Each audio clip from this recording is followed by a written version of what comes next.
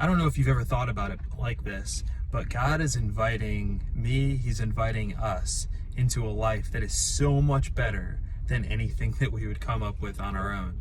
I think in the past, and even quite honestly, even now, it's easy for me to think of God having so many requirements for me that are not life-giving, that are oppressive, or that I wouldn't enjoy or whatever. And not to say that following God is always easy or anything like that, but just the fundamental message that you are being invited, that you have been invited by God into a life that is far greater than anything that you would ever come up with on your own. I just think that that is such a revolutionary and freeing thought, that God's not saying, hey, do all these things and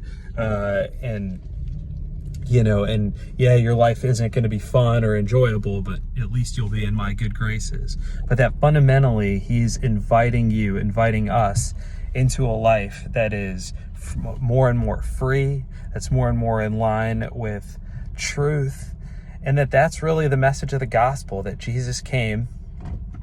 He died on the cross for our sins, He rose from the dead, and made a way for sinful man to be reconciled to a holy God, and made it possible for us to be a part of the story, to be a part of the adventure that is life with God. And you're invited into that.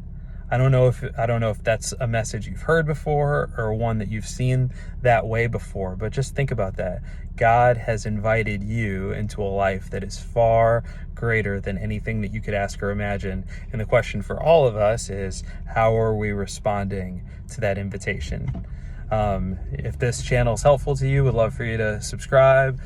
share it on social media, and yeah, we'll talk soon.